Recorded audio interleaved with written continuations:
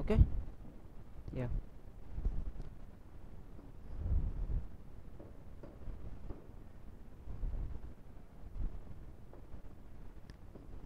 Yeah, we will be dealing with semiconductors. Already we have studied what is semiconductors. I'll be briefing all the topics which we have covered so far. Okay. We have three materials which are called as an insulators. The one is insulators, and the one is conductors, and the one new what we are studying is now semiconductors. We'll be studying the energy band diagram for the insulators, semiconductors and the conductors, and we will see what the materials, how the materials are differ with each of these parameters. If you see in the case of insulators, suppose this is a valence band and this is a conduction band. The gap between valence band and conduction band is called as an forbidden energy gap. Forbidden, not allowed. Forbidden in the sense not allowed. Forbidden energy gap. So in the case of insulator, the gap between these two bands is very large. This gap is very large. So even if with respect to thermal excitation or any kind of energy, if you try to push one valence electron to the conduction band, it will not go because the gap is much higher. And how we can say what is valence band? The valence electrons, the electrons which are rotating in its outermost shell are called as in valence electrons. Because these electrons are in its outermost shell, it is very loosely bound with the nuclei. So if you give an energy, this particular electron can become free and it will place to the conduction band. And these free electrons which are present in the conduction band are responsible for the flow of current in the circuit. Okay, so here the gap is much higher in the case of insulator. If you see in the case of conductors, if I draw a valence band, and this will be a conduction band. So in the case of conductors, these valence band and conduction band overlap with each other. So they are readily available in the case of conductor. What the best example for this is copper, what we normally study, copper or aluminum, isn't it? So here this is the two bands are overlapping with each other in the case of conductors. So what is now semiconductors? Semiconductors in the sense the materials whose resistivity falls in between insulators and conductors are called semiconductors. The same semiconductors will be acting at a different temperature as an insulator or as a conductor. So if you see energy band diagram with respect to semiconductor, this is a valence band and this is a conduction band. It means the gap between these two is very small. This here it is large. So at room temperature, the semiconductor material will act as an insulator. The same semiconductor material at a higher temperature, it will act as an conductor. And the resistivity of this semiconductor is from 10 to power of -4 to 0.5 ohm meter. It's a resistivity value. So we can define again a material whose resistivity falls from 10 to power of -4 to 0.5 ohm meter are called as an semiconductors. Got it? Next, semiconductors again are of, if you classify this, these are of, again of two types. One can be called as an pure and the other is called as an impure. Pure and impure. So what is pure? Pure in the sense the number of holes and the number of electrons are equal. When the number of holes and number of electrons are equal, then that can be called as an pure semiconductor. Impure semiconductor, this can be called as an intrinsic or pure intrinsic semiconductor, or this can be called as an extrinsic semiconductor. Intrinsic semiconductor, number of holes and number of electrons are equal. It is in the pure form. But whereas in the extrinsic semiconductor, again there are two types. They are called as an One is called as an p-type semiconductor and the other is called as an n-type semiconductor. Now we are introducing with a new kind of semiconductors which is called as an p-type and n-type. So what is p-type? What is p-type? When we take a small amount of trivalent impurity and add it to a pure semiconductor, then a material which is formed, that crystal is formed, it's called as an p-type semiconductor. If you see an example of trivalent, if I take an arsenic and any arsenic, yes, and if it is added with a gallium or indium or silicon, suppose I say silicon is the best example of semiconductor, and if I pair a covalent bonding, this is how it happens.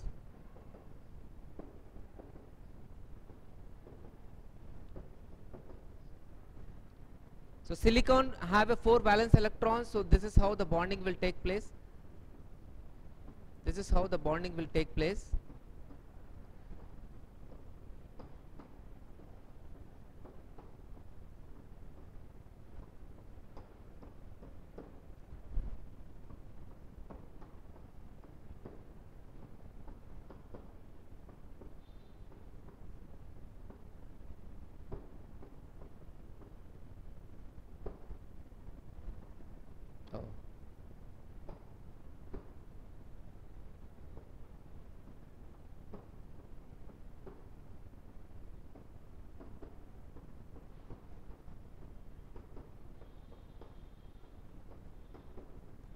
This is just a picture of bonding, covalent bonding. So arsenic have, because it's a trivalent impurity, the valence electrons for this particular element is 3.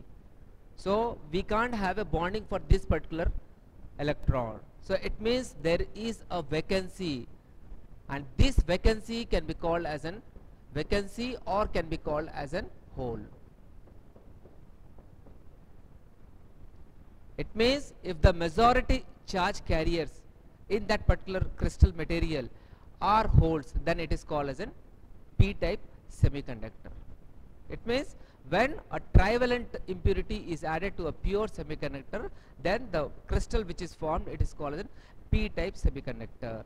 Similarly, if I take a pentavalent impurity which have a 5 valence electrons, example boron, if I take a pentavalent impurity and it's added with bonded with a pure semiconductor, then because of 5 valence electrons, 1 electron will be excess, and which is readily which can be donated to other bonding. So here in the case of, if I say that the majority charge carriers are electrons, then that particular device or that particular material can be called as an n-type semiconductor. This is how p-type semiconductor and n-type semiconductor are formed. This is n-type semiconductor.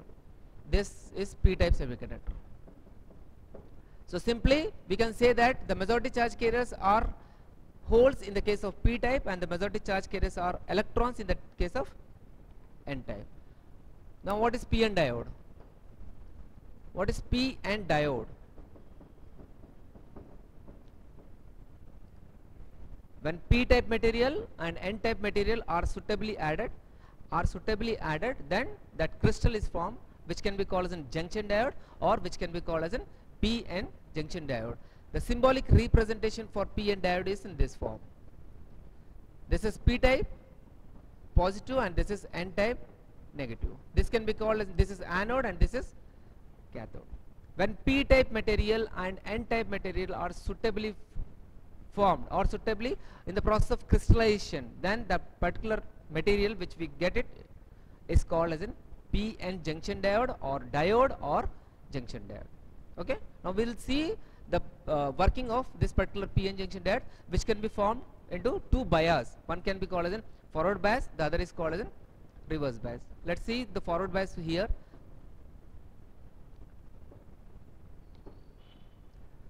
This is forward bias, and here we will see the reverse bias. This is how we can draw. This is a depletion layer, this is p-type and this is n-type, and here this is a battery which I have connected.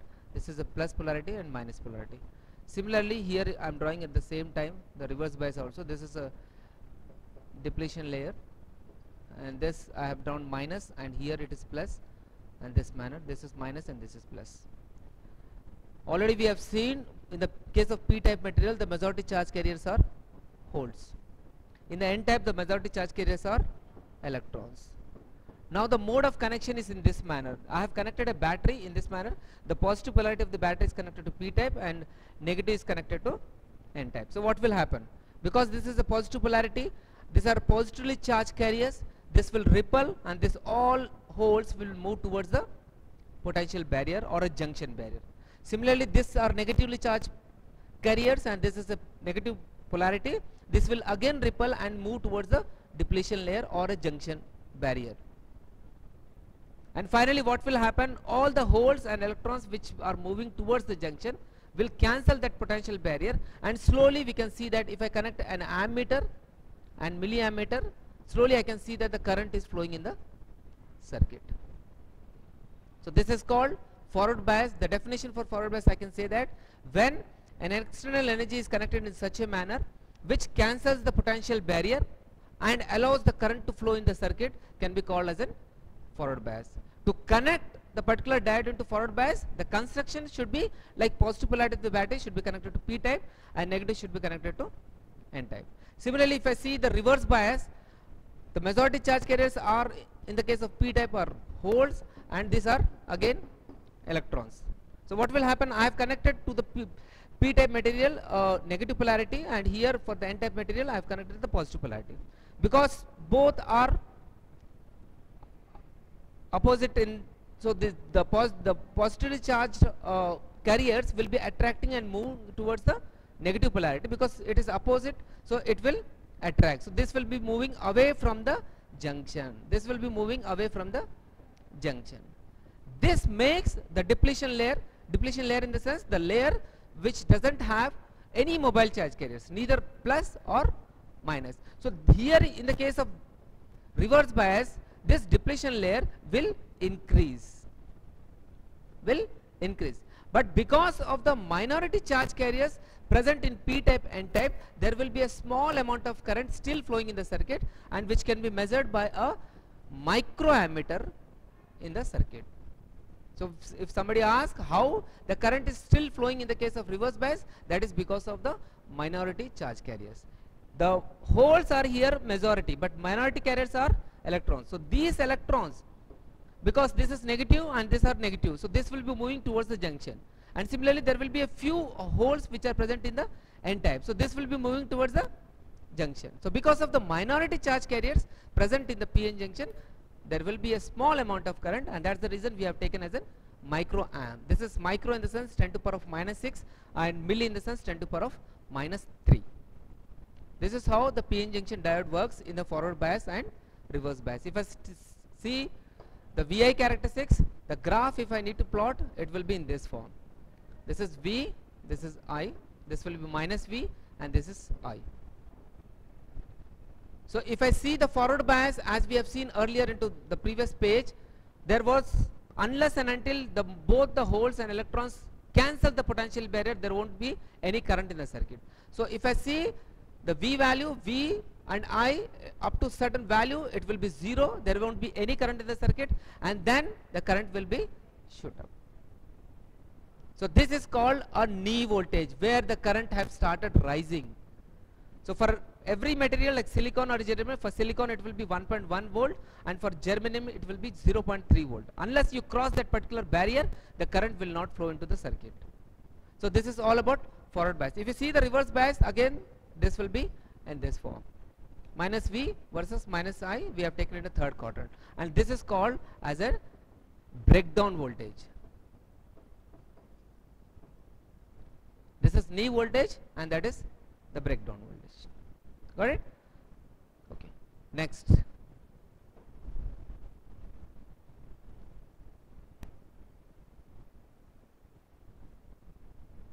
Zener.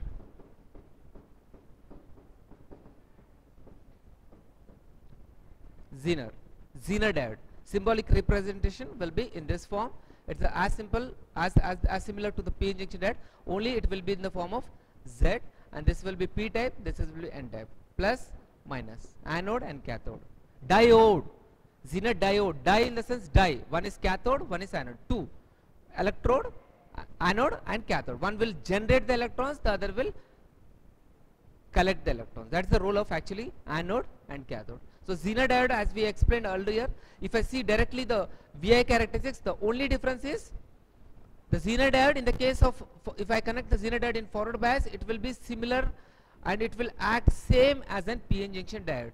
So there is no meaning connecting Zener diode in forward bias. The special feature of Zener diode is only when it is connected in reverse bias. It is connected in reverse bias. If I see this V versus I, Zener diode connected in reverse bias in the third quadrant, minus V versus minus I, the graph will be like this. So this is called knee voltage and this is called breakdown voltage. But here if I see, it is a sharp breakdown. So when we get a sharp breakdown voltage, then that particular material can be called as a Zener diode. So a diode which have a sharp breakdown is called as a Zener diode. So here we can say that there is a constant voltage. So what normally we use in a stabilizer, instead of any fluctuation 220 to 290 voltage, this will ensure that there is a constant voltage given to our home appliances which will not damage our instruments. So the Zener diode application can be called as a voltage regulator. It regulates the voltage, it makes the constant voltage. The application of Zener diode is, it's a voltage regulator.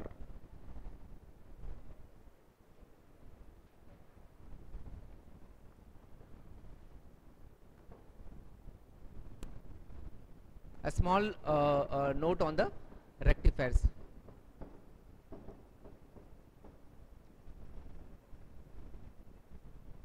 Morning I have told what is rectifiers, what it makes, which converts AC to DC. Once again I'm just drawing a principle of transformer. This is a primary coil, this is a symbol of transformer, this is primary coil and this is secondary coil. So whatever the AC supply I have given to the primary coil, surrounding to this coil there will be a varying magnetic field according to the Faraday's law, and this particular varying magnetic field zone I have placed one more coil which is called as a secondary coil, and here there will be a induced current in the circuit because of the Faraday's law. Vice versa, if there is a varying current, there will be a magnetic field. If there is a magnetic field around the coil, then there will be a current flowing in the circuit. This is what the Faraday has told. There are two things into this. So here if I say that the 240 is a input voltage, if the number of turns in the case of secondary coil is less, and if I say that there is an output of 6 voltage, so it is making step down transformer. For this 6 voltage, if I connect a one diode and a load resistance, and if I measure an output across this load resistance, then this will make the 6 voltage AC into a 6 voltage DC. So this is called as an half wave rectifier. If I see the input, this is what the AC is, okay, and in the case of this half wave rectifier, if I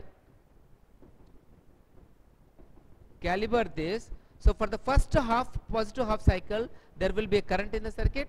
For the next negative half cycle, there won't be any current in the circuit. Again for the first positive half cycle, there will be current in the circuit. So this is called as a half wave rectifier. How it happens?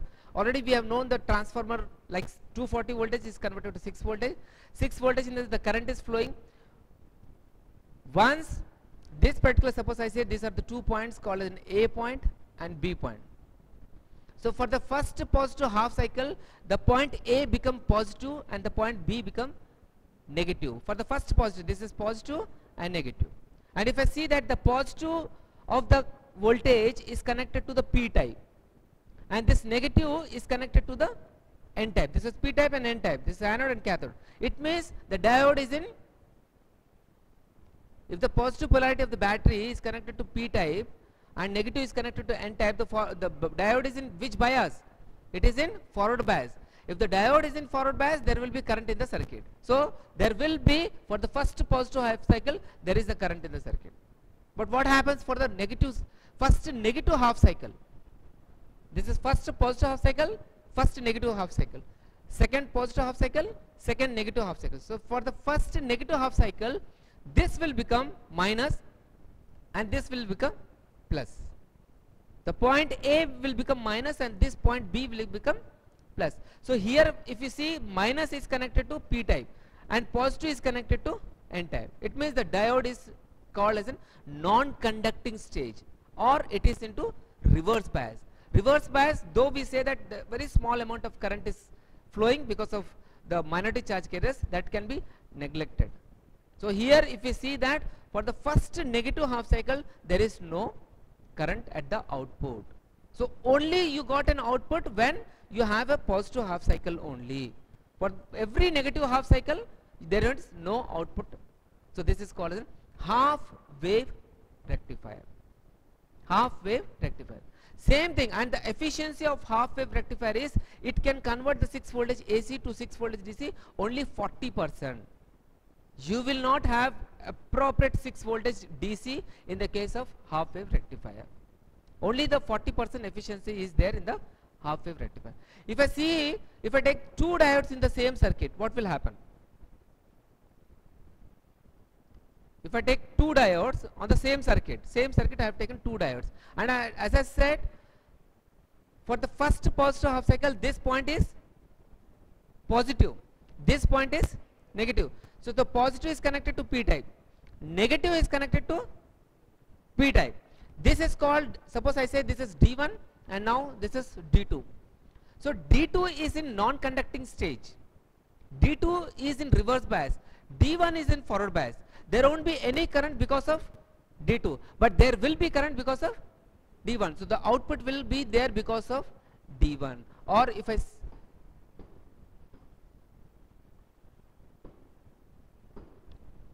I draw one more graph, so there is an output because of D1.